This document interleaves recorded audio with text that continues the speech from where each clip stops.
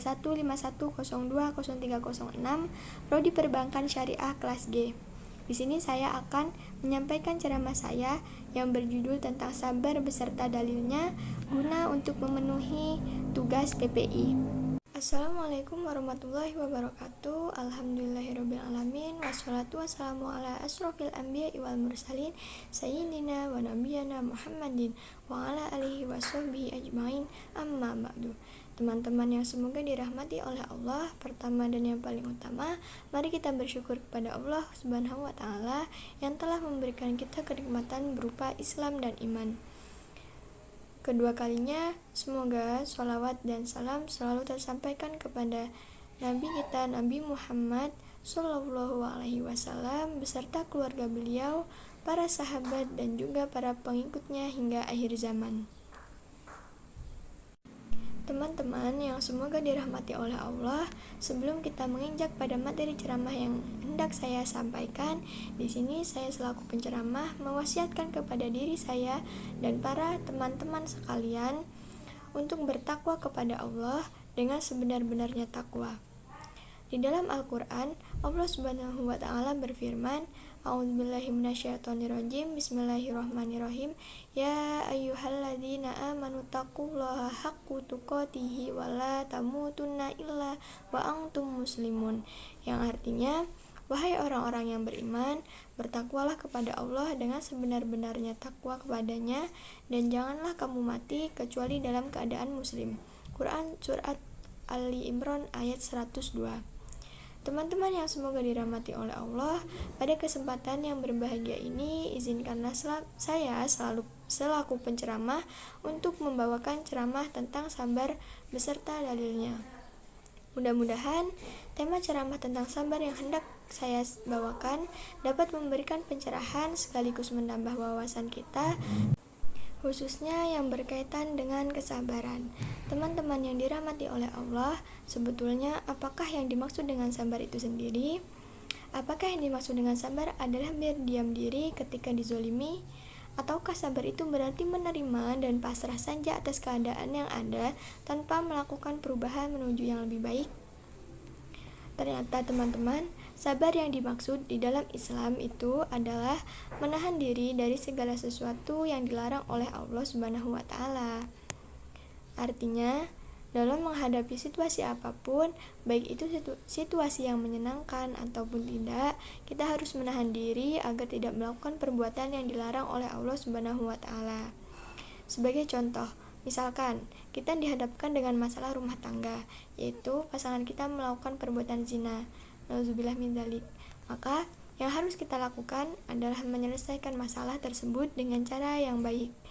Jangan sampai karena termakan cemburu, kita malah melakukan perbuatan yang dilarang seperti memukul, mempermalukan, menyebarkan aib ke sosial media atau bahkan membunuhnya. Nauzubillah min dzalik. Akan tetapi, hendaknya kita bersabar atas musibah tersebut dengan tidak melakukan hal-hal yang dilarang oleh Allah dan menyelesaikan masalah tersebut dengan cara yang baik dan benar. Dari contoh tersebut, dapat kita ambil kesimpulan bahwa sabar itu bukan berarti kita pasrah dan diam di saat ada masalah tanpa kita berusaha untuk menyelesaikan masalah tersebut. Justru apabila menghadapi suatu masalah ataupun musibah, kita harus tetap berusaha menyelesaikan masalah tersebut dengan cara yang baik dan menahan diri untuk tidak menyelesaikan masalah dengan cara yang dilarang oleh Allah Subhanahu wa Ta'ala.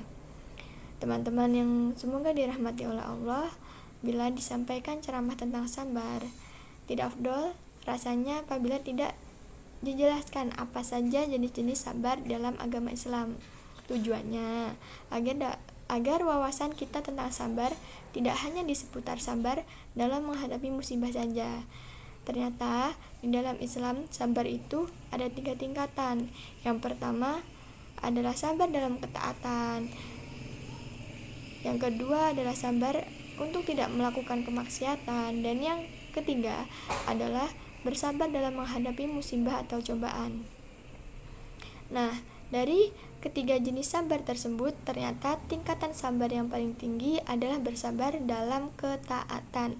Apabila kita menelaah dalil tentang sabar di dalam Al-Quran, maka kita akan mendapati bahwa bersabar dalam melaksanakan ketaatan kepada Allah adalah kesabaran yang paling berat dan memerlukan kesabaran yang tingkat tinggi.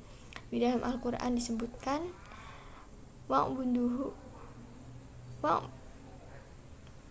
Di dalam Al-Quran disebutkan wa'buduhu wastabir li'ibadatihi, maka sembahlah dia dan berteguh hatilah dalam beribadah kepadanya. Quran Surat Maryam ayat 65. Bismillahirrahmanirrahim. Wa umur ahluka bisolati wastabir alaiha, perintahkanlah keluargamu melaksanakan sholat dan bersabarlah dengan sungguh-sungguh dalam mengerjakannya. Quran Surat Toha ayat 132. Bukti nyata bahwa bersabar dalam melaksanakan ketaatan adalah kesabaran tingkat tinggi adalah bahwa seringkali kebanyakan dari kita tidak sabaran menjalankan ibadah kepada Allah Subhanahu wa Ta'ala. Salah satu contoh konkretnya adalah perintah Allah Subhanahu wa Ta'ala untuk konsisten melaksanakan sholat 5 waktu tepat pada waktunya. Betapa banyak kaum muslimin saat ini yang kesulitan menjalankan ibadah yang satu ini. Bahkan banyak orang bilang apabila orang itu mampu menjalankan sholat 5 waktu secara tertib, maka dipandang sebagai orang yang luar biasa kesolehannya. Padahal menjalankan sholat 5 waktu itu adalah standar minimal seorang itu bisa disebut sebagai seorang muslim, bukan standar orang soleh. Justru orang itu bisa dikatakan soleh jika ia mampu menjalankan sholat 5 waktu sekaligus sholat sunnah lainnya, semisal sholat tahajud dan lain-lain. Akan tetapi karena saking jarangnya orang yang mampu menjalankan sholat wajib 5 waktu, sampai-sampai orang yang melaksanakannya pun sudah dikatakan orang solehnya luar biasa. Nah, dari satu ibadah ini saja kita bisa mengetahui ternyata masih banyak kaum muslimin yang tidak mengerjakannya. Artinya, kesabaran dalam menjalankan ketaatan itu memang memerlukan kesabaran tingkat tinggi. Karena itulah, kesabaran dalam menjalankan ketaatan itu adalah kesabaran yang paling agung dan yang paling mulia. Kemudian, teman-teman, tingkatan sabar di bawah sabar dalam ketaatan adalah bersabar untuk tidak melakukan kemaksiatan. Sebagaimana yang kita ketahui bahwa salah satu ujian yang Allah berikan kepada kita, para kaum wanita dan kaum laki-laki, adalah banyaknya orang yang terjurus dalam kemaksiatan dikarenakan pergaulan bebas, misalnya perzinahan, pembunuhan, pemerkosaan, pencurian, dan kezoliman-kezoliman lainnya yang disebabkan karena adanya pergaulan bebas. Adapun tingkatan sabar yang terakhir adalah sabar dalam menghadapi musibah. Kita sebagai manusia tidak akan pernah lepas dari yang namanya musibah. Terkadang kita melihat orang lain seolah-olah hidupnya enak dan tidak pernah mendapatkan musibah. Padahal sesungguhnya setiap manusia memiliki musibah dan ujiannya masing-masing. Ada yang diuji dengan ditinggal anggota keluarganya, ada yang diuji dengan kehilangan hartanya, ada juga yang diuji dengan kehilangan pasangannya dan lain-lain. Oleh karena itu, apabila kita dihadapkan dengan musibah, maka hendaknya kita bersabar dengan menahan diri untuk tidak melakukan hal-hal yang dilarang oleh Allah. Di dalam Al-Quran disebutkan bahwa salah satu ciri orang yang bersabar ketika ditimpa musibah adalah mengucapkan inna lillahi wa inna ilaihi raji'un. Bismillahirrahmanirrahim. Alladzina idza asabatuhum musibah qalu innallaha wa inna ilaihi raji'un, yaitu orang-orang yang apabila ditimpa musibah mereka mengucapkan innalillahi wa inna ilaihi raji'un. Sesungguhnya kami adalah milik Allah dan sesungguhnya hanya kepadanya kami akan kembali. Quran Surat Al-Baqarah ayat 156. Jangan sampai ketika kita ditimpa musibah, kita malah seuzon kepada Allah, merasa bahwa Allah tidak adil, bahkan berani mencaci Allah Subhanahu wa Ta'ala. Akan tetapi, apabila kita ditimpa musibah, kita harus kembali kepada Allah, menyadari bahwa diri kita ini adalah milik Allah, bukan milik siapapun, serta menyadari bahwa kita semua akan dikembalikan kepada Allah Azza wa Jalla.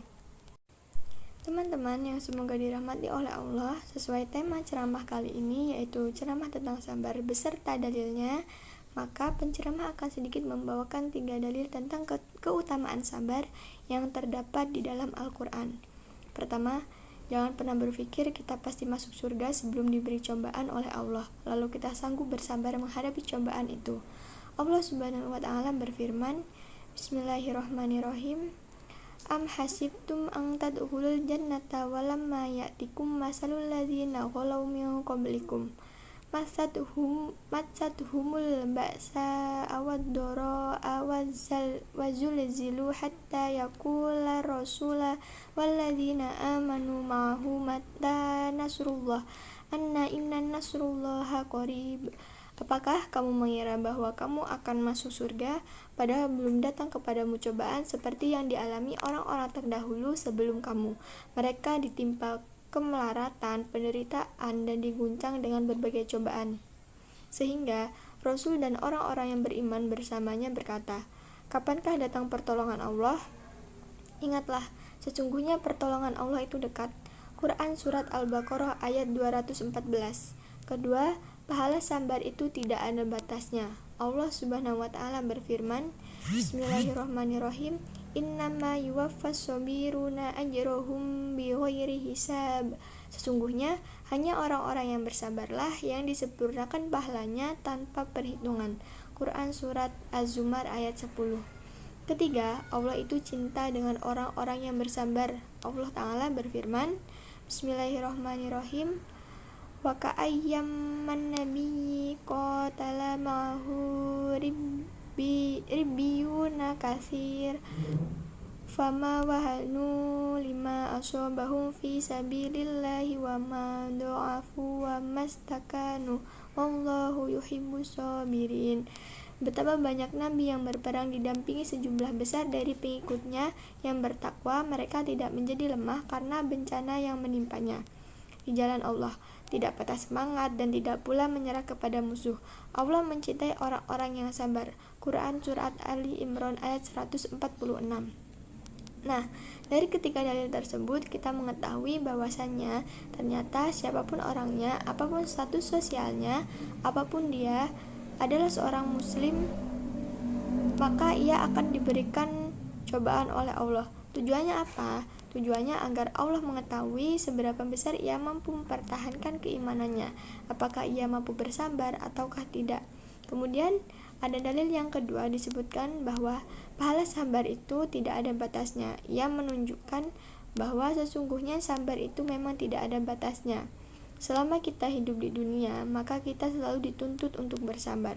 Sampai kapan? Jawabannya adalah sampai ajal menjemput kita. Allah Subhanahu wa Ta'ala berfirman, wa'bud rabbaka hatta ya'tikal yaqin, dan sembahlah Tuhanmu maka datang kepadamu kepastian atau kematian. Quran Surat Al-Hijr ayat 99. Terakhir, pada dalil yang ketiga, kita mendapati bahwa sebesar apapun cobaan yang dihadapi, jangan sampai membuat kita lemah dan menyerah. Karena apabila kita kuat dan mampu bersabar menghadapi cobaan tersebut, maka kita akan meraih kemenangan serta cinta dari Allah Subhanahu wa Ta'ala. Masya Allah, betapa dahsyatnya keutamaan orang-orang yang bersabar.